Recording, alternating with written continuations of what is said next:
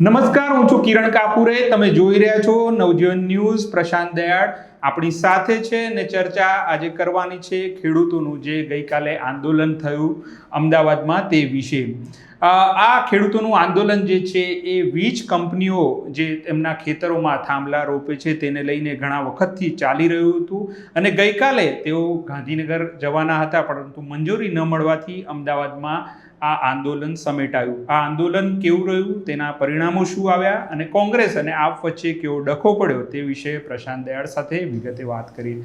પ્રશાંતભાઈ, આ તો દર વખતે આંદોલનમાં એવું હોય છે કે સરકારે મહેનત કરવી પડે છે તોડવા માટે. આ આંદોલનમાં એવું ન થયું. કોંગ્રેસ અને આપ વચ્ચે જ ખેડૂતો ગૂંચવાઈ ગયા અને આખો મામલો જે રસ્તા પર હતો ત્યાં બધો સમેટાઈ ગયો એવું લાગ્યું. આટલા દૂર દૂરથી ખેડૂતો આવ્યા હતા પણ એનું કશું પરિણામ ન આવ્યું. પહેલાં તો એવું છે કે આ આંદોલન જે ચાલી રહ્યું છે આમાં ખેડૂતો શું કામ નીકળ્યા હતા? તો પ્રશ્ન એવો હતો કે કોઈ પણ સરકાર પાસે તમારે વાત મનાવડાવી હોય તો સંખ્યા બહુ અગત્યની હોય છે. જો તમારી પાસે સંખ્યા નથી તો એ સત્ય નકામું છે. એટલે 100ની નોટ ઉપર માત્ર મીંડા હોય તો એ નોટની કોઈ કિંમત નથી. એમ સત્યને પણ સંખ્યાની જરૂર પડે છે. જે વીજ કંપનીવાળો આખો પ્રશ્ન છે એ બહુ આમ તો ગંભીર પ્રશ્ન છે કે આપણે પણ ઈચ્છીએ છીએ કે વિકાસ થાય. અત્યારે આપણે જે લાઇટ વાપરી રહ્યા છીએ એવી વ્યવસ્થા બધાને મળે, પરંતુ એ કોઈના ભોગે ન હોય. જેમાં માણસ જ ન અસ્તિત્વમાં રહે તો એ જાહો જલાલીનું આપણે શું કરીશું? લાંબા સમયથી એ જે સૌરાષ્ટ્રના વિસ્તારો છે ત્યાં પાવર ગ્રીડ કંપનીને કામ આપવામાં આવ્યું છે. હવે સવાલ એવો છે કે સૌથી પહેલાં ખેડૂતોની સ્થિતિ સમજી કે જેની પાસે 100-200 વીઘાની જમીન છે એવા ખેડૂતના ખેતરની અંદર 2 થાંભલા નખાય તો એનાથી કોઈ એને બહુ નુકસાન થતું નથી લાંબુ. પરંતુ આપણે જે ખેડૂતની વાત કરીએ છીએ એવા ખેડૂત છે કે જેની પાસે 2 વીઘા 5 વીઘા 7 વીઘા જમીન છે. એ નાના ખેડૂત જે છે એની ત્યાં જો થાંભલું નખાઈ જાય વીજળી કંપનીનું, આ હાઈ ટેન્શન પાવર વીજળી છે એટલે પેલો નાનો થાંભલો નથી, લોખંડના મોટા થાંભલાઓ નાખવામાં આવે. આ થાંભલો એના ખેતરમાં આવે એટલે સમજવાનું કે એની ખેતી બરબાદ થઈ રહી છે. એને લઈને ખેડૂતોની નારાજગી છે. નારાજગીનું મુખ્ય કારણ એવું છે કે એનું ખેતર એક તો બરબાદ થઈ જાય છે અને સરકાર એવું કહે છે કે આમને જંત્રી પ્રમાણે ભાવ આપીશું. તો હવે એવું છે કે હું મારો ખેતરમાં વીઘો 10 લાખ રૂપિયાનો હોય, સુરેન્દ્રનગર તરફ મારું ખેતર હોય તો આ બાજુ હોય તો વધારે હોય તો એનો દસ્તાવેજ કેટલાનો થાય છે? એટલે જંત્રી પ્રમાણે દસ્તાવેજ થાય છે.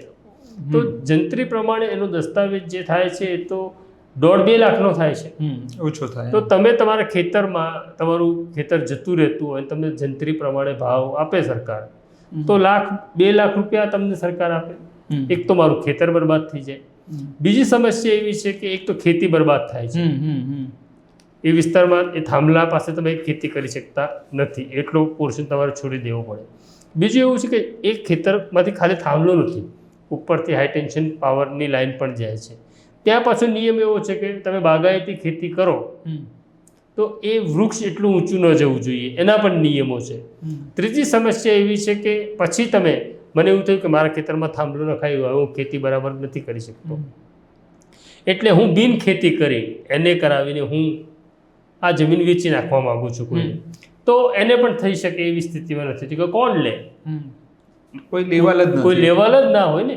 કારણ કે બિન ખેતી કરી નાખ્યા પછી મારી પ્રોપર્ટીમાં જો થાંભલો હોય તો કેવી રીતે હું ત્યાં કન્સ્ટ્રક્શન કરીશ?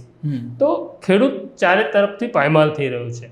ખેડૂતોની માગણી એટલી જ છે કે તમે અમને બજાર કિંમતે આ જમીનનો ભાવ આપો, અમે તમને આ થાંભલો નાખવા દેવા માંગીએ છીએ અને સરકાર એના માટે તૈયાર નથી.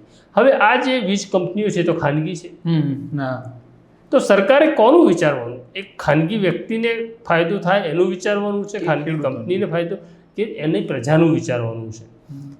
બીજું ઉદાહરણ આપીએ કે આપણે બુલેટ ટ્રેન શરૂ થઈ રહી છે જેનું કામ પૂરજોશમાં ચાલુ છે.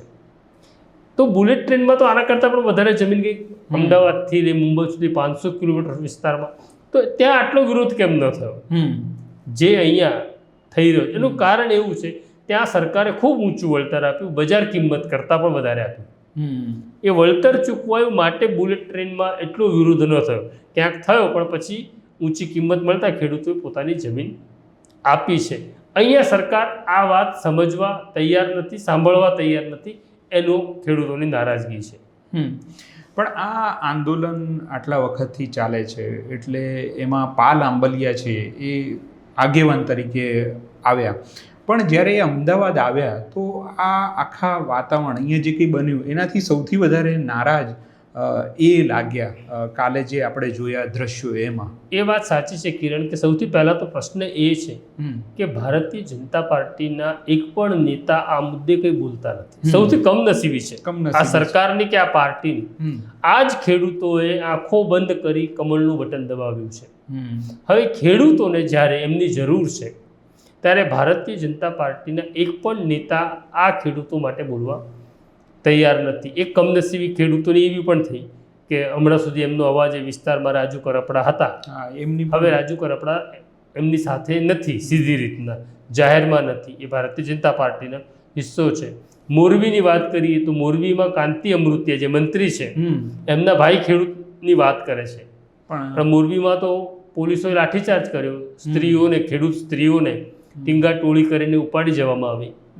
આમ આખા મામલામાં ભારતીય જનતા પાર્ટી ચૂપ છે.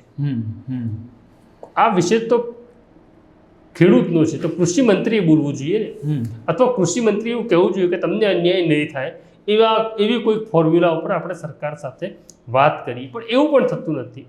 તો એ સ્થિતિમાં આમનો અવાજ કોઈ બન્યું છે જેમણે મહેનત કરી છે, તો એ એક નામ છે પાલ આંબલિયા નામ છે. પાલ આંબલિયા ખૂબ લડ્યા આ વિસ્તારમાં. ખેડૂતોને જ્યાં જ્યાં માર પડતો હતો ત્યાં જતા હતા, કંપનીઓને અટકાવતા હતા, પોલીસ સાથે સંવાદ કરતા હતા, કલેક્ટર સાથે વાત કરતા હતા, છતાં કોઈ પરિણામ ન આવ્યું. એટલે એમણે કોલ આપ્યો કે આપણે એક ટ્રેક્ટર રેલી કાઢીએ, અને પહેલો પ્લાન એવો હતો કે આપણે ગાંધીનગર જઈએ. પણ જ્યારે એ પોલીસ અધિકારીઓને, ડીજીપીને એમને મળ્યા ત્યારે એવું કહેવામાં આવ્યું કે તમે તમારું વિરોધ પ્રદર્શન કરો, પણ ગાંધીનગર ન આવો, તમે અમદાવાદ સુધી આ સીમિત રાખો. એટલે એમને જે મંજૂરી મળી હતી પાલ આંબલિયાને એ અમદાવાદ સુધી મળી હતી. નારો એવો હતો ચાલો ગાંધીનગર, પણ મંજૂરી અમદાવાદ સુધી જ હતી. હવે આ બધી જ મહેનત તમે ગણો તો પાલ આંબલિયા છે અને ખેડૂત સંગઠનો પણ છે. ખાલી પાલ આંબલિયા નથી, ઘણા બધા એટલે 20 જેટલા ખેડૂત આખા ગુજરાતમાંથી સંગઠનો પણ છે. પણ પાલ આંબલિયાના નેતૃત્વમાં આ આખી વાત થઈ એટલે કોંગ્રેસે એવું માની લીધું કે આ કોંગ્રેસની મહેનત છે. કોંગ્રેસની કોઈ મહેનત નથી. કોંગ્રેસના કોઈ નેતા આવી રીતના રસ્તા ઉપર ઉતર્યા નહોતા પહેલા. હું કાલની વાત નથી કરતો, પહેલા નહોતા ઉતર્યા. અને પછી કોંગ્રેસના નેતાઓને, પ્રદેશ પ્રમુખને એવું લાગ્યું કે ભાણું તૈયાર છે, એટલે એ તૈયાર ભાડે ચડી બેઠા હતા બધા. એટલે સૌથી પહેલાં તો આખી રેલી કોંગ્રેસે નિર્માણ કરી હોય એવો માહોલ. આપણે લાલજી દેસાઈનું નામ પણ લઈએ, એમણે પણ ખૂબ મહેનત કરી હતી. પણ આખું ભાણું તૈયાર કરવા માટે આજે 2-5 લોકો છે, લાલજી દેસાઈ હોય કે પાલ આંબલિયા હોય, આ કોંગ્રેસના કોઈ નેતાઓએ મહેનત નહોતી કરી નિવેદન આપવા સિવાય. ગ્રાઉન્ડમાં તો એ લોકો હતા. હવે કોંગ્રેસે કેપ્ચર કરી લીધી એવું લાગ્યું. એટલું જ નહીં, ખેડૂતોને પણ એવું લાગ્યું કે આ કોંગ્રેસની રેલી નથી, આ ખેડૂતોની રેલી છે. અને એટલે એક તરફ કોંગ્રેસ તૈયાર થઈ ગઈ, એમના હોર્ડિંગ્સો લાગી ગયા, જેણે કોંગ્રેસે બધી વ્યવસ્થા ઊભી કરી. આ ખેડૂતો પોતાના ડીઝલથી આવ્યા હતા, કોંગ્રેસોએ કંઈ ડીઝલ નહોતું ભરાઈ આવ્યું. એવી જ રીતના આમ આદમી પાર્ટીને પણ એવું લાગ્યું કે માહોલ ગરમ છે, લોખંડ તપી ગયું છે, આપણે પણ કૂદી પડો. એટલે એમણે પણ એવું કહી દીધું કે અમે રેલીમાં આવીશું, એટલે કોંગ્રેસે ના પાડી દીધી. આ બધું જ થયું. એમાં પછી આમ આદમી પાર્ટી હોય કે બીજા ખેડૂતો હોય, એમણે કીધું કે ભાઈ આપણને મૂર્ખ બનાવવામાં આવે છે, આપણે કે કોંગ્રેસની સભામાં થોડા આવ્યા હતા, આપણે જવાનું હતું ગાંધીનગર. આ બધી સ્થિતિ અમદાવાદના જે શાંતિપુરા સર્કલ ઉપર થઈ ઓગણજમાં, એમાં એટલી બધી બગડી અને સરકારને આંદોલન તોડવા માટે કંઈ કરવું જ ન પડ્યું. આમ આદમી પાર્ટી અને કોંગ્રેસના નેતાઓએ આંદોલન એવું તોડી નાખ્યું કે આમાં સૌથી દુઃખી કોઈ થયું, કોઈની આંખમાં આંસુ હતા તો પાલ આંબલિયાની આંખમાં આંસુ હતા. એમની મહેનત પર પાણી ફરી વળ્યું. નહીં તો ખાલી આ ઝઘડો ન પડ્યો હોત અને કોંગ્રેસ અને આમ આદમી પાર્ટી ઝઘડી ન હોત અને ખેડૂતોની જ વાત, કોંગ્રેસનું બેનર ભૂલી જાઓ, આમ આદમી પાર્ટીનું બેનર ભૂલી જાઓ. અમારે તો ખેડૂતોની જ વાત કરવી છે. આ ખેડૂત ભલે ભારતીય જનતા પાર્ટીને મત આપતા હોય તો ખેડૂતોનો અવાજ સંભળાઈ ગયો હોત અને આજે નિર્ણય પણ લેવાઈ ગયો હોત. એટલે પાલ આંબલિયા બહુ દુઃખી થઈ ગયા. બીજું એક પ્રશાંતજી, આમાં પોલીસનો જે ત્યાં લાઠીચાર્જ થયો જે જગ્યાએ પહેલાં જે આંદોલન ચાલતું હતું ત્યાં, તો એ જગ્યાએ એવું કહેવાય છે કે ભાઈ આ પોલીસ પ્રોટેક્શનમાં આવી હતી. તો એ આખો મામલો શું હોય છે? પહેલાં તો એવું છે કે જો સરકારી કામ હોય તો પોલીસ હોય જ, સરકારનો હિસ્સો છે પોલીસ. આ બધી ખાનગી કંપનીઓ છે. ખાનગી કંપનીઓ માટે પોલીસ ભાડે લેવામાં આવે છે. આ લોકોને નથી ખબર, આજે આવે છે પોલીસ એને કંપની પૈસા ચૂકવે છે, તો પોલીસ ભાડે આવે છે. હવે તમારે તમારા લોકો માટે ભાડે પોલીસ લેવી પડે. સરકારે એવી કોઈ વ્યવસ્થા કેમ ન ઊભી કરી શકે સરકાર કે પોલીસ વગર તમે ખેડૂતો સાથે વાત કરો અને ખેડૂતોને યોગ્ય વળતર મળ્યું એવો અહેસાસ થાય તો પોલીસની જરૂર જ નથી. પણ હવે તમે પછી એક વખત તો ખેડૂત દુઃખી છે, બીજી તરફ તમે એને ટીંગાટોળી કરો છો, લાઠીચાર્જ કરો છો આ ભાડે લાવેલી પોલીસ પાસેથી, તો આ વધારે આઘાતજનક છે. બહુ ખરાબ છે ખેડૂતો માટેની સ્થિતિ. બીજું કે હમણાં 3-4 દિવસ પહેલાં જ નરેન્દ્ર મોદી વડાપ્રધાન છે, એમણે 6,000 ખેડૂતોના ખાતામાં જમા કર્યા એવી વાત આવીને ખેડૂતો માટે આ સરકાર છે એવું એસ્ટાબ્લિશ કરે છે બધી જ જગ્યાએ. પણ આ વાત જ્યારે ખેડૂતોના પ્રશ્નોની આવે છે, બહુ ગંભીર પ્રશ્ન છે. અત્યારે જે ગામડાઓના બધા ખેડૂતોના આપણે કાલે વાતો સાંભળી તો આપણને એવું લાગે કે આ લોકોના જીવન મરણનો પ્રશ્ન છે, પણ એનું સોલ્યુશન સરકાર ઇઝીલી નથી લાવતી. કાર્યક્રમો થાય છે એમાં કશું બોલતી પણ નથી વાત. આ જે સરકાર છે ને એ કાગળ ઉપર ખેડૂતોનું ભલું કરે છે એવો સરકારનો દાવો છે અને દેખાય છે. કાગળ ઉપર જ ભલું થાય છે.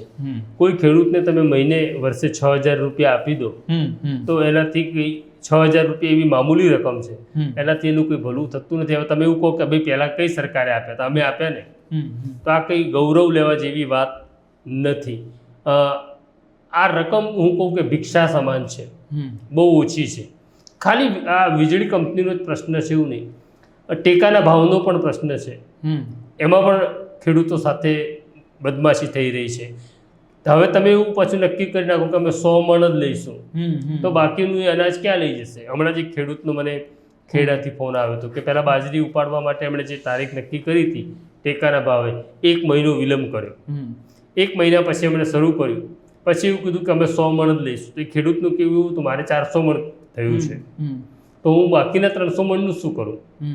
તો આવા અનેક પ્રશ્નો છે. પછી વેપારીઓમાં પણ પેલું, આમ તો હવે રાજુ કરપડા નહીં બોલે, પણ હવે આજે કરદાનો ભાવ હતો એ બધું શું છે? કમાય છે કોણ? તો કમાય છે વેપારી, કમાય છે દલાલ. ખેડૂત તો ત્યારો ત્યારે છે.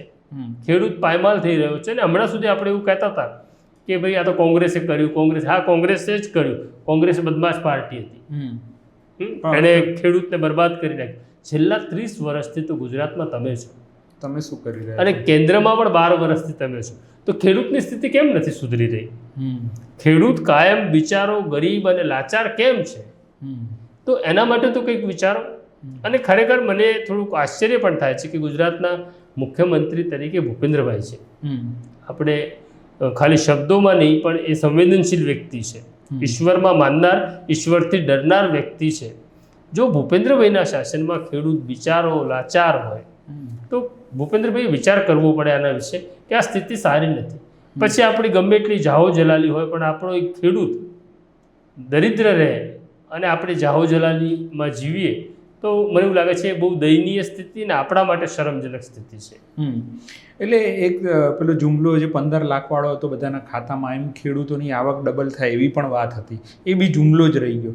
પણ બીજી વસ્તુ એવી છે કે આ અત્યારે જે સરકાર છે એ બહુમતીમાં છે, બહુ બધા એમના વિરોધ પક્ષ તો નથી જ, પણ એમાં પણ ખેડૂતોનું સ્ટેટસ ધરાવનારા બહુ જ બધા ભાજપના MLA નેતાઓ હશે બધા જ, પણ એ લોકો એક શબ્દ નથી બોલી રહ્યા ખેડૂતના તરફેણમાં.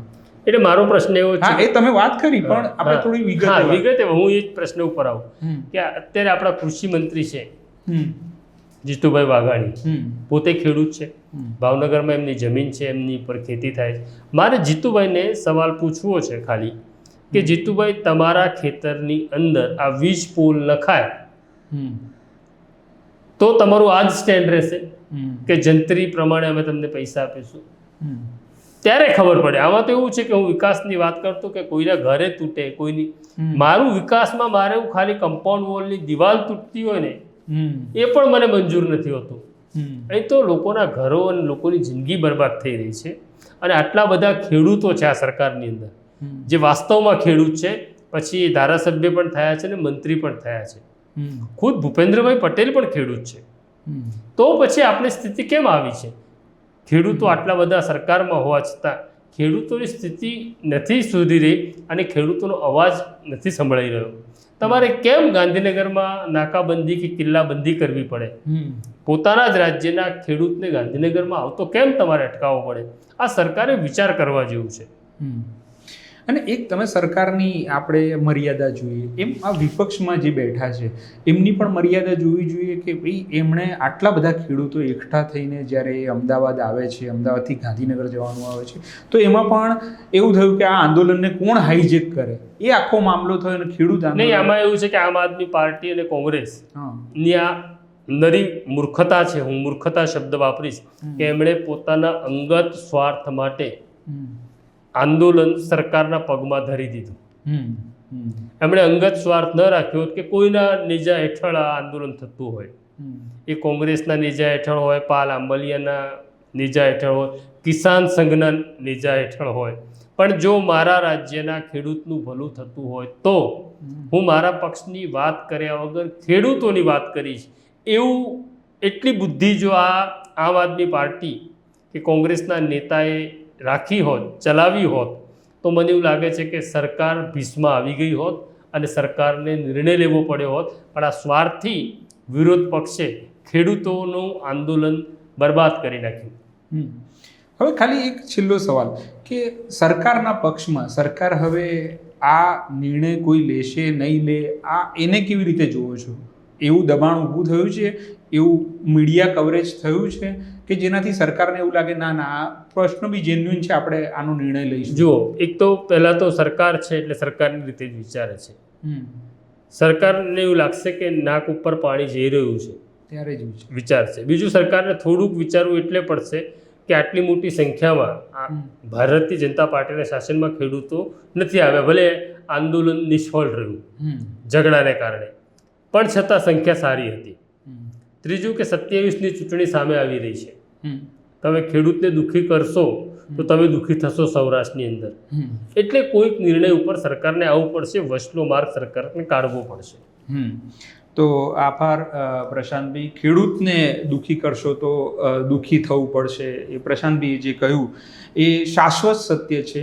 આ પ્રકારની ચર્ચા લઈને અમે નવજીવન ન્યૂઝ પર નિયમિત આવતા રહીશું. અત્યારે મને અને પ્રશાંતભાઈને રજા આપશો. અમારી ચેનલને જરૂરથી સબસ્ક્રાઈબ કરશો. નમસ્કાર. વૈષ્ણવજન તો તેને કહીએ જે